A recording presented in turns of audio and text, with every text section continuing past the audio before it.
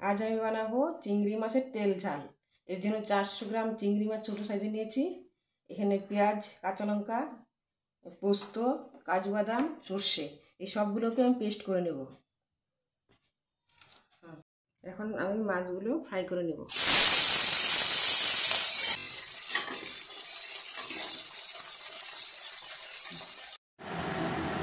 এখন আমি মাছগুলো তেলের মধ্যে জিরে দিয়ে দিলাম।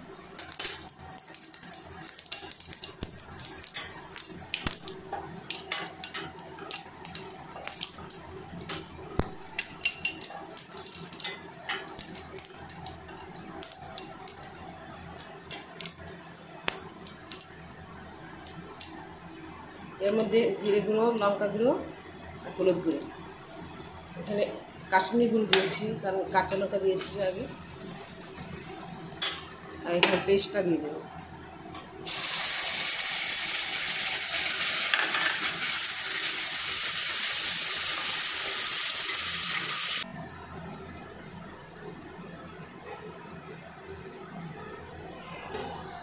আর 7 মিনিট পরে খুলে নেব।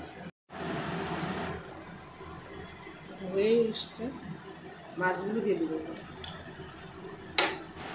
আমি একটু পাতলা করে বানিয়েছি কারণ এই সিজনের জন্য একটু পাতলাটাই ভালো। তেল, মশলা, ঝাল সবই একটু কম দিয়েছি।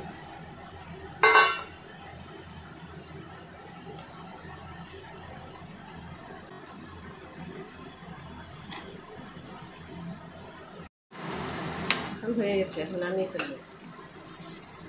গ্যাসটা অফ করে দিচ্ছি।